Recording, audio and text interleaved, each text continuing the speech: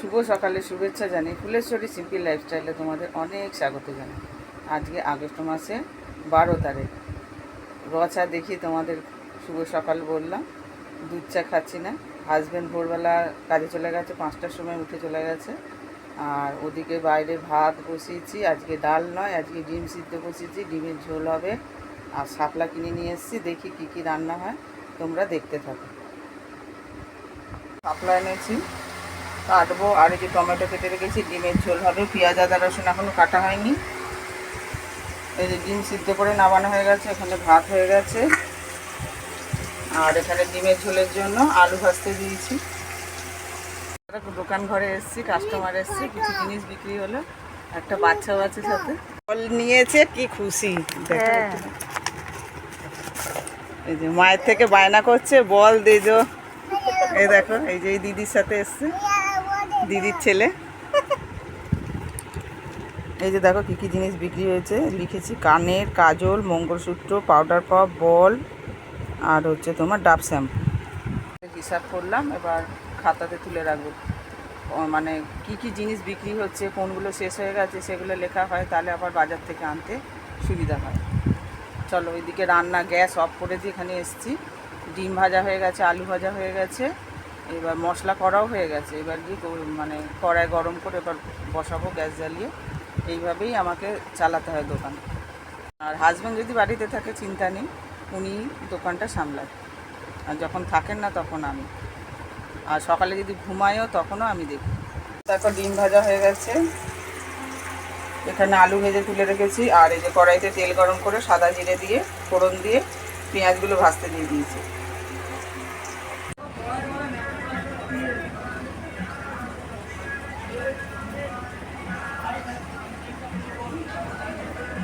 দুটো পুজো দেওয়ার জন্য গুজিয়া নিলাম মিষ্টির দোকান থেকে। আর ওদিকে রান্না বসানোই রয়েছে। এখানে সব কিছুই কাছে, মিষ্টির দোকান 5-7 মিনিটের রাস্তা। তারপর দোকান, বাজার, মাছ, চিকেন সব কাছে পাওয়া যায়। শুধু মাটনটা সামনে নেই, দূরে যেতে হবে। ঝোল হয়ে গেছে, দু জায়গায় রাখা রয়েছে। আর দেখো শাপলা ফুলের বড়া করেছি, আর শাপলার তরকারি সর্ষে বাটা দিয়ে। হ্যাঁ, ওই দেখো এতগুলো কাচবো, আবার ভিজিয়েছি। যেগুলো কেচেছিলাম সেগুলো সব রোদ্দুরে দিয়ে দিয়েছি। আজকের রোদ্দুর উঠেছে বেশ ভালো। চলো এগুলো কেচে ধুয়ে নিই, অনেক কাজ আছে। বাসন মাজতে হবে। স্নান করলাম, করে উঠে পুজোও দেওয়া হয়ে গেছে, প্রচুর কেচেছি। তারপরে বাসন মেজেছি, অনেক দেরি হয়ে গেছে, 2টোর সময় চান করে উঠলাম। উঠে এখন পুজো দিয়ে দিলাম। আজকে তো মঙ্গলবার, মানে হচ্ছে হনুমান ঠাকুরের দিন। দিয়ে আনলাম, দেখালাম, এই যে গুজিয়া দিয়ে পুজো দিয়েছি সব ঠাকুরকে। গাছে যেটুকু ফুল ছিল সেই দিয়ে পুজো দিয়েছি। আর এনাদের থালা ঢাকা দিয়ে দিতে হয় গুরুদেবদের। এই না কেচে ধুয়ে মেলে দিয়েছি, আর রোদ চলে গেছে। সকাল থেকে রোদ ছিল, বেশ ভালো রোদ ছিল। এবার আমি না কাজ করতে করতে এত মানে পেরে উঠি না।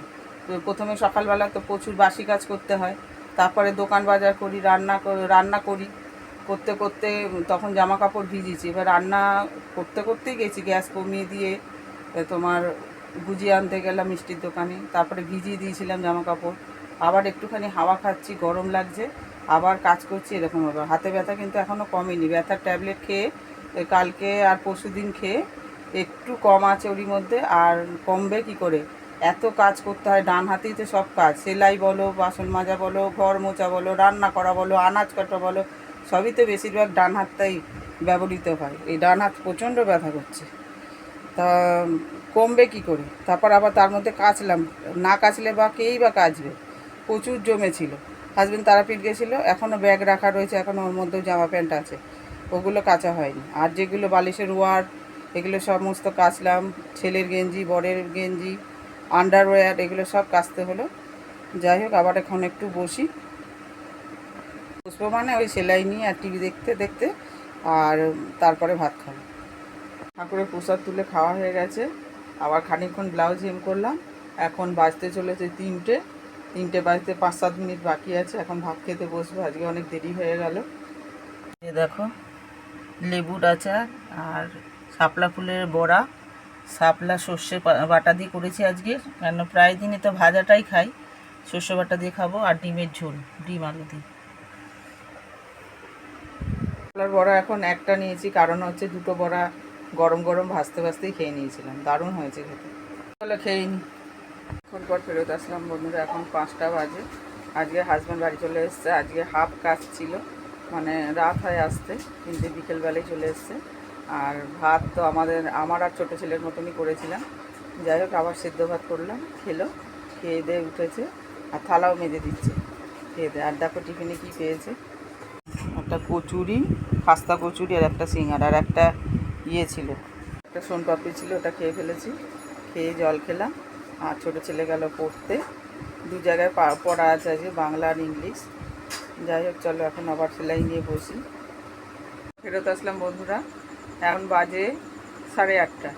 টিউশনি করা হয়ে গেছে 8টার সময়। তারপরে ভাত বসিয়ে দিয়েছি, ডাল তরকারি গরম করে। ডাল আজকে হয়নি, ডিমের ঝোল হয়েছে, ডিমের ঝোল আর শাপলার তরকারিটা গরম করেছি, গরম করে ভাত বসানো হয়ে গেছে। আর জলখাবারে মুড়ি খেয়েছি, সেই ঝোলের আলু দিয়ে, ঝোল দিয়ে।